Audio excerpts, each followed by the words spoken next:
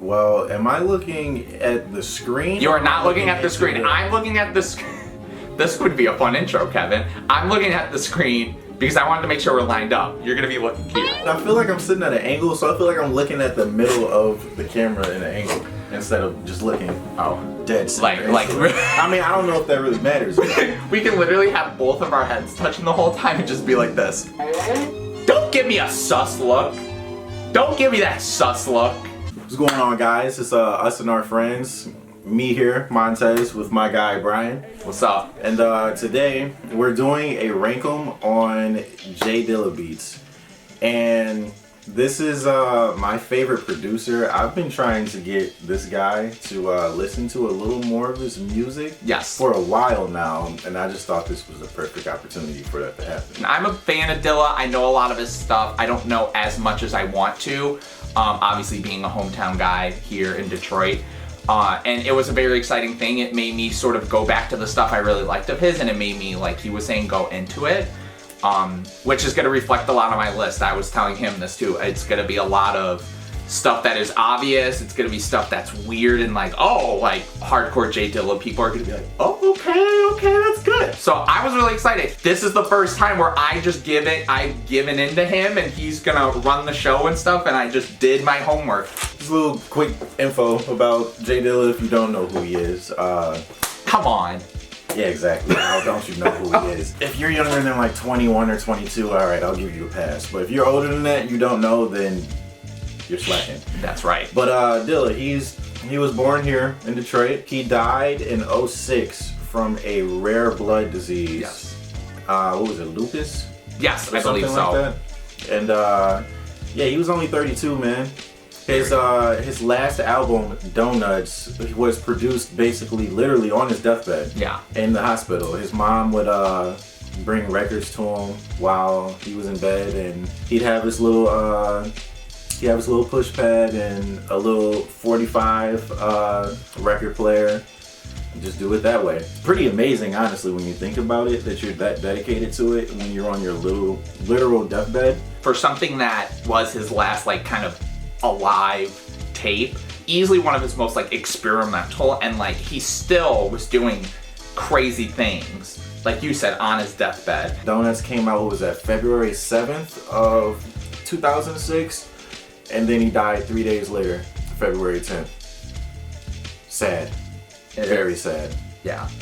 It's kind of like the David Bowie album. It's like really weird, and like there's a lot of parallels. You listen to stuff on Donuts and you listen to stuff on David Bowie's last record, and it's very eerie how like they kind of both knew like with some of the stuff they were doing. So yeah, it is really sad though. I agree. I wish that man was still alive. Do you know how crazy it'd be if we could have got an album with him and like, who? I don't know. Him and, what if it was him and Freddie Gibbs or something? That'd be very different. I would have loved to see a J Dilla like album with, and this is a guy that he's heard me talk about how much I've hated him up until recently, like maybe like a Big Sean. I think at this point, Big Sean with the J Dilla would have been madness. Oh yeah, madness. Fire. One more little tidbit. Yes. Most people would probably consider him like the father or the grandfather of lo-fi hip hop. It's like, I see why people say that, but at the same time, But no, I do get why. Okay. Without further ado, finally. Number 10. Lesson. Number 10 is from an album of his called J Stay Paid, and the song is called Mythsizer. I'm a big fan of pianos and like pretty sounding music, and this beat is really just a piano sample chopped up, and I don't know, it's crazy. It's crazy. Rick Ross. Yeah. Yeah. Number 9. Number 9 is from an album called JD's Delights. I'm sorry, like I kind of don't remember the name. I think it's J Dilla's Delights. Yeah, my bad. It's not shortened. It is J Dilla's Delights. Oh, the fun names on this one. Yeah, all the fun names on this one. They're all named DD.00 and whatever the track number is. Yeah. So in this example, I chose track DD.005. Okay.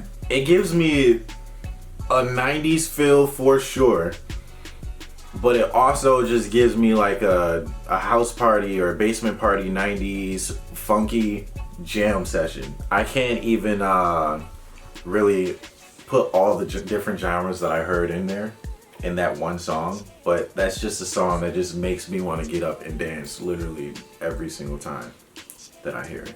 He is a very eclectic person. Like, I feel like this will be something I bring up too. He has a lot, like he has kind of the Detroit sound, but then he also has like the Detroit clubby sound a lot of the times, and then he also has like the really pretty kind of atmospheric, like big thumping songs too. He has a good mixture of a lot of that over his discography. Oh, for yeah. sure. I would say his genres probably span from hip hop to electronic, Yes, to funk, to Latin, to African, to African Rhythms. That's on his debut album. He has literally a song called African Rhythms. Yeah, he does have a song called African Rhythms. Wow, I'm actually happy that you knew about that. See, I had to do my homework. I told you. That surprises me. Hey, so number 8. Number 8 is from his electronic inspired album Dylatronic. Mm-hmm. And this track is Dylatronic 27. Okay. This track just bounces. It bounces all over the place for me. It just, how would I describe listening to the song? It sounds like you are drunk as hell. You're stumbling, trying to get to bed, and you just run into a bunch of obstacles along the way, and those obstacles basically become checkpoints, and once you reach the end, you literally just fall in bed. I've never been drunk in my life, and that is literally one of the most accurate things ever, listening to this. Because right now you're hearing the beats he put on, but listening to this right now, that is like the most accurate description of it. Like, that is so funny. Number 7 is from his debut solo album, Welcome to Detroit. Mm-hmm. And this is more so just an instrumental track. Really, all these tracks have been instrumental so far. Yeah. But this one is called Rico, Suave, Bossa Nova. And I've always had a thing for just Latin grooves in general. This is exactly what I imagine when I imagine Latin music when I hear that song. I feel like this one I heard vaguely because there were certain songs that like I would listen to a bit and then I'd be like, I can listen to the rest of this, and there'd be times where I'd hear it and I'd be like, I'm not into this, which was fine because it was nice to be like, okay, this is not for me, I need to go to something else. But yeah. I think this one I remember a bit. He went all over the place on that album. Welcome to literally. Detroit. Oh, that's a good point. Here, I'll start back on that point. On his debut, the thing I noticed diving in is that is it. It flows fine, but it is all over the place, that debut album. Like, he definitely, like, there's like that hot, like the intro to what, I'm trying to remember the second track name, but that funky kind of Detroit, like, y'all ain't ready. Yeah, like grimy sound. And then, yeah, like there's African Rhythms. There's that song where he's just playing around with other music. Big Booty Express. Big Booty Express. That too. I remember hearing that song being like, what is going on? Yeah. Yeah, man, you'll always have an adventure whenever you're listening to Dylan music, for real, for real. I'm gonna be very interested. I don't think you're gonna be disappointed in this. I think you're just gonna be very interested in where I go with it. I had a good eclectic list. There's a lot of meaningful beats on here. There's like some experimental ones, or there's some just classic J Dilla. And I went with an experimental one. So this is on Fantastic Volume 2, Slum Village record, and it's the song Jealousy. I loved how, I know, see, you're like, what? I love how choppy it is. I love the way he chopped up the beat and just like the little piano samples on it. And I will say, the songs that are produced for other people, I had to listen to the instrumentals because if I heard the rapping, I was like, I really like this. So I had to like take that out as much as I could because I'm like, no, like just listen to the beat, because that was a problem with that. But I loved how, if I were to compare it to this, like actually talk about the song, the way they flow over, it's great. But just in terms of the beat alone, I just love how soulful it is and just how choppy it is. I love the way he put the beat together. A beat like that brings that out of an MC. And I think that's actually something that's important, because it's like if he can do that for an artist, I think that makes the beat even better because I'm like, he pulled something interesting out of a rapper, even if they're good at it or not. And that's what I really liked about the beat. So that's the beat that made it on there at number 10. I like. Number 9 is, this is literally one of my favorite songs off of Donuts, and that's Two Can Win. Fire. The thumping bass on this song, just how, God, this song is so thick. Okay, and wait. so heavy. Can I just make one interruption? Yeah. So, common misconception about that song, Two Can Win. A lot of people think that's Michael Jackson. It's or not. the Jackson 5. I have it in my notes. It's a band called the Silvers or the Slivers. Yeah. Is how you say it. Yep. I think the sample of it is great. It's just the boom of that bass that's so heavy and it just gets in your ear and it's so great. I love that song so much. It's so great. Number 8 is from J Dilla's Delights. I feel like this kind of goes back to a little bit of what my last 2 songs were, and that is DD.007. This song is heavy. I love how menacing the pianos are on this song. I love how I just love the aggressive, angry delivery of it. It's just, it has this smooth flow to it. I love the spacey, I don't know what it is that he adds near the second half of it. It's like this weird, like synthy thing. It's so airy and spacious. I love that. It adds so much to it too. And number 7, I literally just brought up this album, J Stay Paid, Coming Back. This song is great. I love the coming back. I believe that's clearly the sample that is used. I love, it sounds so soulful and uplifting, and it just has this really great vibe to it. I'm trying to think of the weird, what is that instrument? It's like kind of like a sitar. It's a sitar. I was like, what is that instrument? I love the sitar on it. That's a weird, like, it all works really well. And that was like the one song where I heard it and I was just like, I just love all the stuff he combined on it and it worked so well. And again, I think the sitar is what did it. Because the beat is very it sounds like a very uplifting, just cool, hard sounding beat. But that part just adds it adds so much. It's just the little details. But I love it. I love it. I love it. I love it. Another reason why I love Dilla, it is the absolute smallest, minute details that if you don't pay attention to them, they're just gonna go over your head. Yes. Those are my 10 through 7. So yeah, so I guess we're doing 6 through 3 now. All so right. where's your number 6? What is your number 6 rather? My number 6, another track from Dylatronic. Let me pull this up for you real quick. Okay.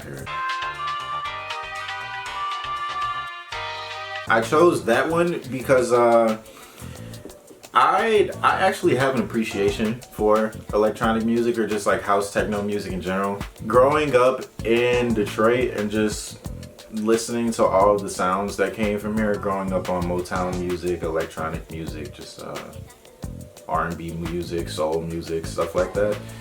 And hearing that, I was like, wow, I feel like I could literally hear all of those genres I just named in one, even in just an instrumental. This one kind of gives me the mindset of literally I'm just walking and I'm walking like I like how you're like, I want to make it as good, and then what is your thing? I'm just walking. Yeah. I'm not gonna make it as good as the other one, but literally it's just a bobber, a head bobber, for real. Number 5. We're gonna revisit Welcome to Detroit, his first solo album. And number 5 for me is Think Twice.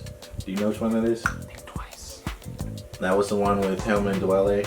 Yes, I do. That I do. The Dwele one, that was good. I did like a lot of the songs off of his debut album a lot. Fun fact, on that song, that was actually Dilla playing drums and that was Dwele playing trumpet. Oh wow, that's cool. I forget who was playing trombone.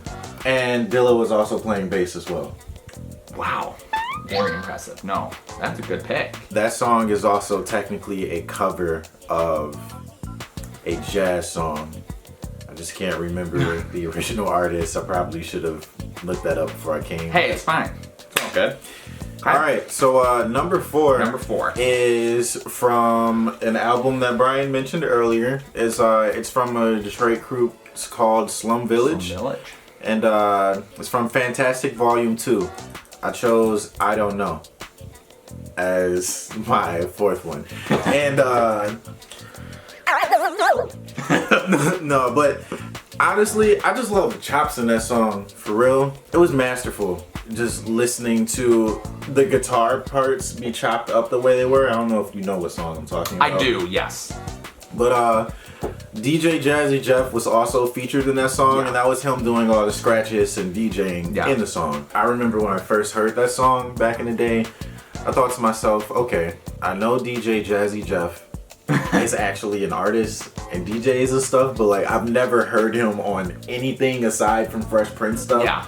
So that was the coolest thing in the world to me. I feel like there are a lot of times where there are going to be certain ones that I bring up, maybe you bring up, where it is a lot of the chop, like the way he chops stuff. But that is again, like when we brought up the whole Mad Lib thing, like you listen to like Kanye do that on My Beautiful Dark Twisted Fantasy, and you just think about like these guys doing it 7, 10, 15 years earlier, and you could see the influence of them being put into these producers, because how they were able to take certain things and chop them the way they did, I still don't know. With the technology that I don't know. had in the I don't 90s, get it. I don't get it. Legendary. That's why producers from the 90s will forever be goats. It was so hard to do that stuff back then.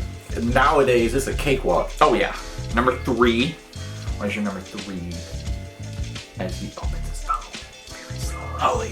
Alright, so number 3 is a collab album between J Dilla and Madlib that came out in 2003. The beat is The Red. I feel like, what, did you know that was going to be The Red or something? No, you'll find out. Okay. You'll hear me. I'm going to assume it's on his list maybe too. I'm not sure. Dilla used to put out a lot of beat tapes in the late 90s. And they would just circulate all throughout the country. Most predominantly, I think it was New York, LA, Philly, obviously Detroit, Michigan. One of those beat tapes got into the hands of Madlib sometime in the late 90s, early 2000s, and Madlib liked these beats. So I guess he reached out to Dilla and talked about trying to work with him.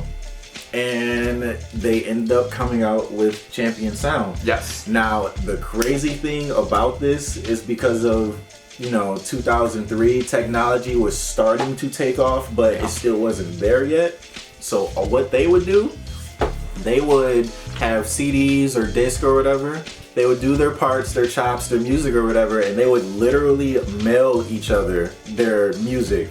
And they collabed like that and just added on top of each other and kept mailing back and forth until they finally had a full album together. If you hear Madlib rapping, it's over a Dilla beat. If you hear Dilla rapping, it's over a Madlib beat. The Red, God, it's so good. Yes. It's so good. Yeah. Yeah. God, it's so good. It's Madlib rapping over a Dilla beat. That guitar, it's the guitar for me, bro. The guitar is just, it digs into your soul. It is so just dirty too. Like just the way that the beat hits, it's just so disgusting and just hard hitting. Yes. Yes. My God, I can't even contain my excitement, honestly. God, it's so good. It is such a good beat. Well, okay, that's your number 3. I'm gonna get to that song in a bit, but at number 6, it is not that. It is a De La Soul song, and it's a beat that he did for De La Soul called Stakes is High.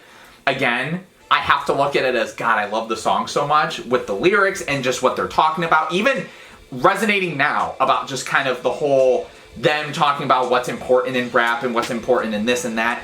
This beat, though, is so evil. The horn samples in it is just so, it comes across as like a scary movie, the way that it's put together and just how evil it sounds. I love the like graffiti can, like the spray can parts in the beat as well. It's so good, and again, it's when you get that from the song, it's like hard to take that away, but then when you just listen to the beat in itself, it's just feels like a lo-fi, like big blockbuster beat.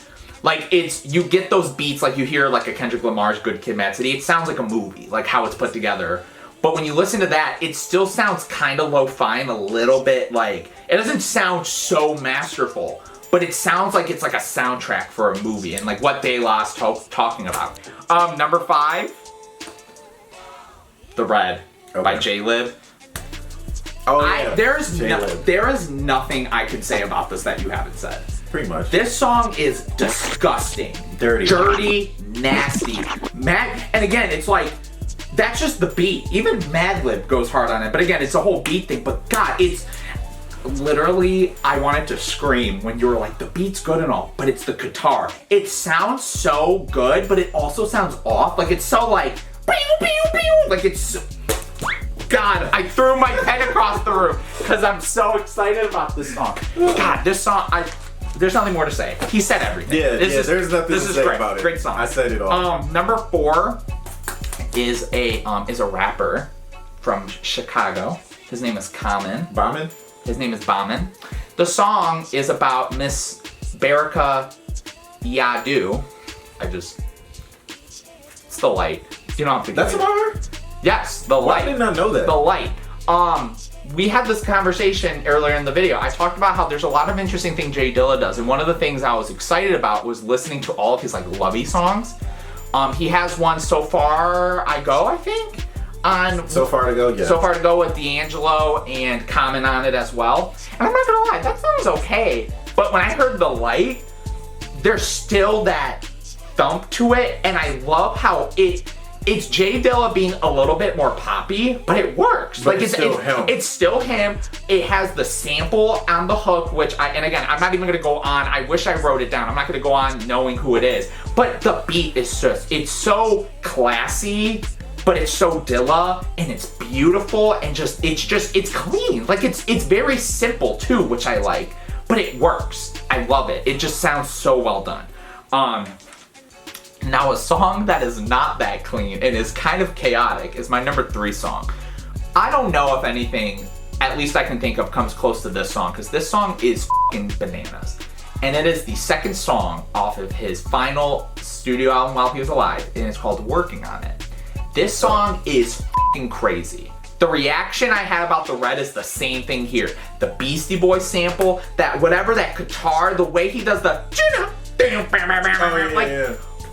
what is going on in half of this song? This is the second, there's the little intro, and then it goes straight into this, and you're like, what the hell's going on? This was his last album, like you were saying. You brought up so many great points. He's on his deathbed. This is what he put together? Yeah. What the f***? This song is crazy. Wild. Again, I think all I'm gonna keep saying is it's crazy, it's crazy, it's crazy. So yes, Working on It. Number 3, it's crazy. God, and just the way it transitioned, and then the way it's like revving up like a car in the beginning, like the, and then yeah, the Beastie Boys sing. That's my number 3. God, I think this is how our top 2s are gonna go too. So we're in the top 2. Number 2 from Montez. Ooh-wee.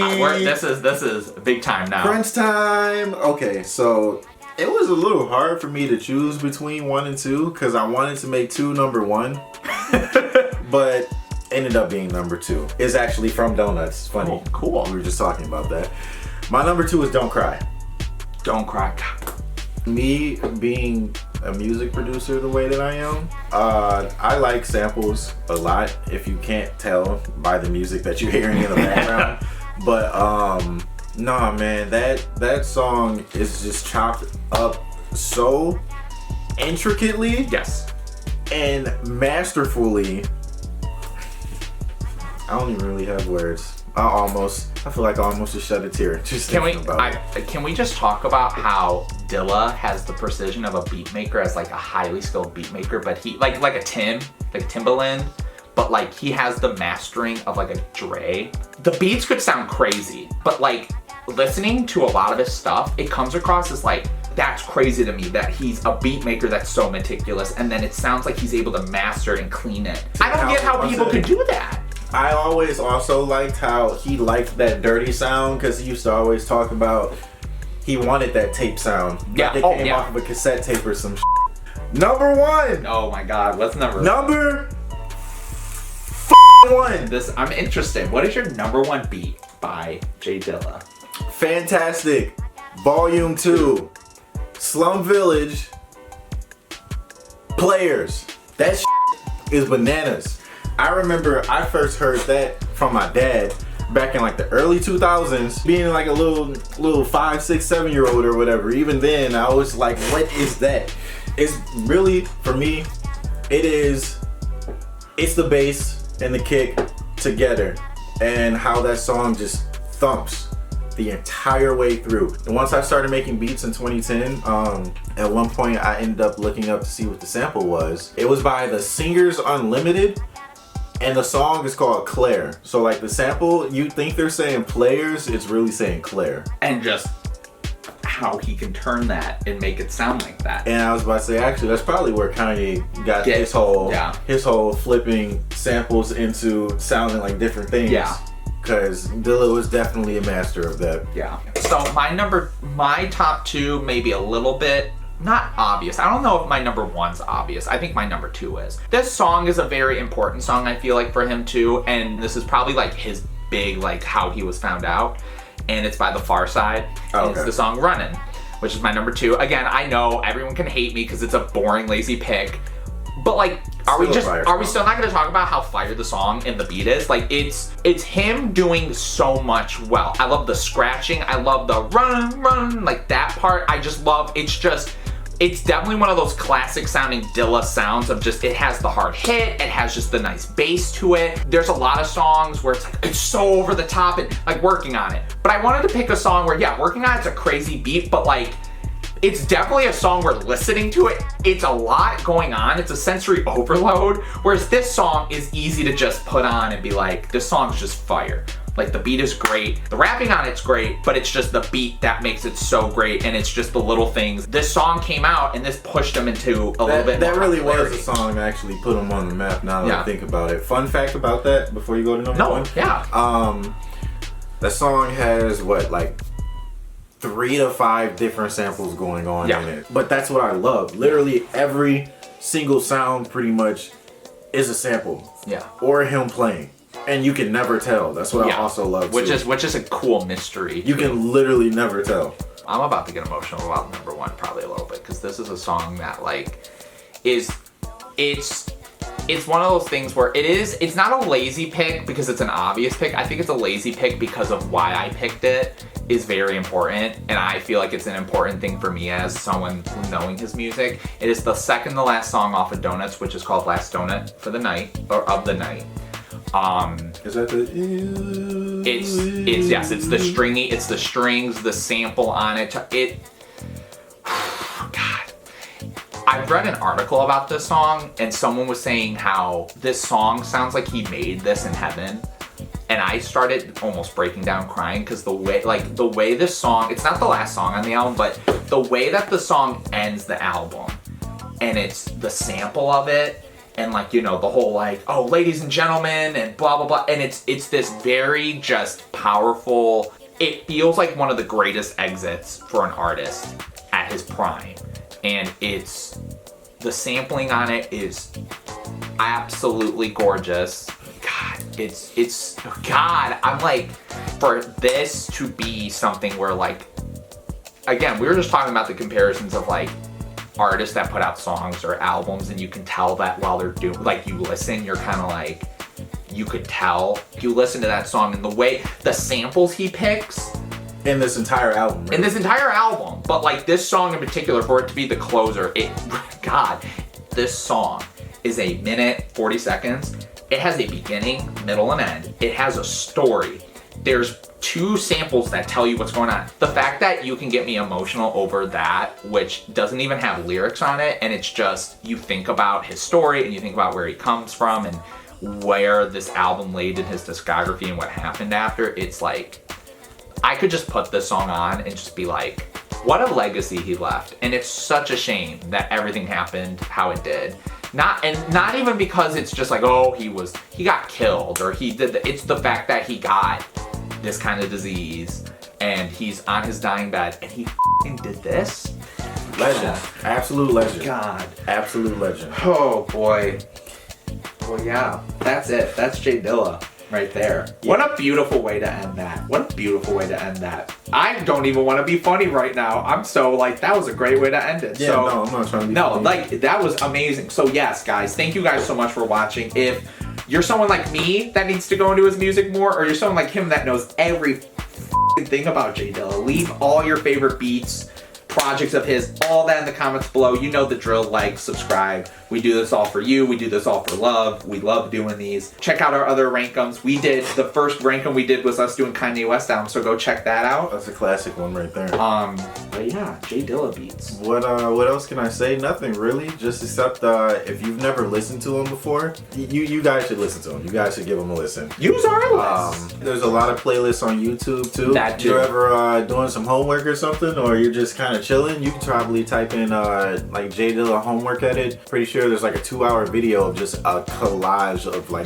don't give that one video any more views. The whole lo-fi beats to listen to while I'm saying. Give the love to J Dilla. Give it to J Dilla. Yeah, Dilla. Not the girl with the headphones on doing no, give it to J Dilla. Dilla deserves that lo-fi love for real. He deserves it. But yeah. Give that man his flowers. Yes, for sure. I'm Brian. I'm Montez. This is us and our friends. We'll see you next time. Okay. See ya. Rest in peace, Dilla. Rest in peace. Rest in beats. Rest in beats. What a way. Rest in beats.